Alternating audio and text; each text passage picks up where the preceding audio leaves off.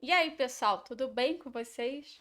Hoje eu resolvi trazer para vocês a lenda dos vampiros e um pouco da história do Vlad III, que é conhecido como Conde Drácula. Mas antes de começar o vídeo, já deixa o seu like aqui no vídeo, compartilhe o link com os amigos e não se esqueça de ativar o sininho para receber todas as notificações. Agora vamos começar a nossa história de hoje. Os vampiros são criaturas mitológicas que aparecem em lendas e folclores de diversas culturas ao redor do mundo. Suas lendas e histórias são conhecidas desde a antiguidade e têm sido contadas de várias maneiras diferentes em diferentes culturas. Mas a história mais famosa sobre vampiros vem da Europa, onde se acredita que eles surgiram na região dos Balcãs. Acredita-se que a história dos vampiros tenha começado com o conto de Conde Drácula, um personagem da literatura que foi inspirado em Vlad Tepes III. Vlad III também era conhecido como Vlad,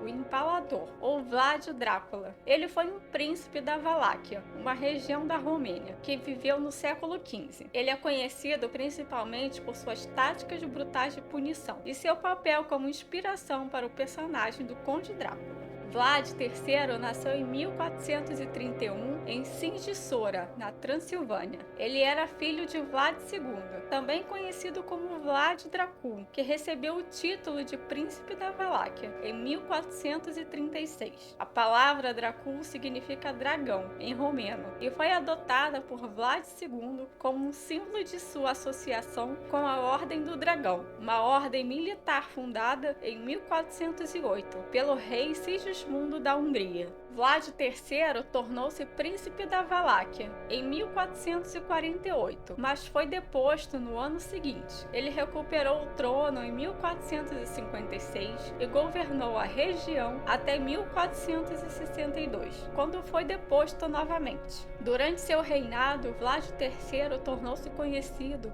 por suas táticas brutais de punição contra seus inimigos, que iam desde mutilações das mais variadas partes do corpo até decapitações, incluindo a empalação, um método em que uma estaca afiada é introduzida através do corpo da vítima ainda viva. E o ponto de perfuração da estaca variava entre o umbigo e o ânus. Assim, a pessoa ficava dias e até semanas em agonia até morrer. Alguns historiadores acreditam que Vlad III empalou milhares de pessoas durante o seu reinado. Ele também é conhecido por ter defendido a Valáquia contra as invasões do Império Otomano. No entanto, em 1462, ele foi derrotado pelo sultão otomano Mohammed II e forçado a fugir para a Hungria, onde permaneceu em cativeiro por mais de uma década. Vlad III morreu em 1476 ou 1477, não se sabe ao certo, durante uma batalha contra as forças otomanas. Ele é lembrado como um líder cruel e sanguinário, mas também como defensor feroz de sua terra natal contra a invasão estrangeira.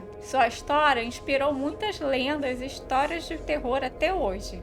Existem muitas variações sobre a lenda dos vampiros, mas algumas características comuns incluem a capacidade de se transformar em morcegos, poderes sobrenaturais e a necessidade de beber sangue para sobreviver. Na cultura popular, os vampiros são frequentemente retratados como seres elegantes e sedutores, mas também como criaturas aterrorizantes e violentas. Eles geralmente são associados com a noite, a escuridão e a morte. O modo como podemos exterminar um vampiro também varia de acordo com as lendas. Em algumas histórias de vampiros é necessário cortar a sua cabeça ou destruir seu coração com uma estaca de madeira. Em outras, o vampiro pode ser morto com a luz do sol ou água benta. Além disso, acredita-se que os vampiros possam ser afastados por alhos, espelhos e crucifixos. Mesmo muitas pessoas ao redor do mundo todo levando a história dos vampiros como apenas uma simples lenda, existem alguns registros oficiais que podem talvez comprovar a existência desses seres. Por exemplo, um dos primeiros registros de atividade vampírica ocorreu na região da Ístria,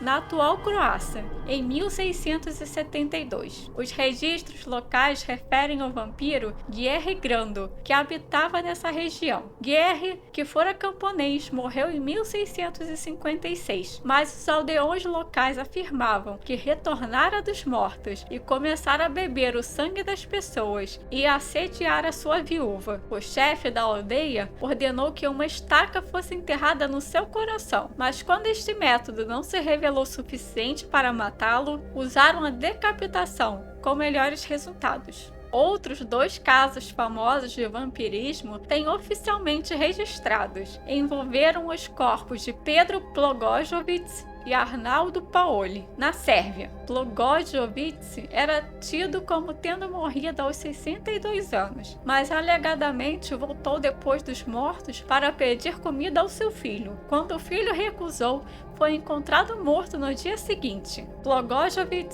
supostamente voltou e atacou alguns vizinhos, os quais morreram por perda de sangue. No segundo caso, Paoli, um antigo soldado tornado camponês, o qual alegadamente fora atacado por um vampiro alguns anos antes, morreu na ceifa do feno. Após a sua morte, começaram a morrer dezenas de pessoas nas redondezas, e acreditava-se que Paoli tinha retornado dos mortos para depredar os antigos vizinhos. Os 2 últimos incidentes estão bem documentados. Funcionários do governo examinaram os corpos, escreveram relatórios oficiais e publicaram livros divulgados por toda a Europa. Aqui no Brasil, exatamente em Belém do Pará, em 1977, foi descrita uma estranha praga de vampirismo, envolvendo um vampiro luminoso, que teria ocasionado a morte de algumas pessoas por perda de sangue e ferimentos em várias outras. Isso talvez possa ser um tema de vídeo para as próximas semanas, quem sabe.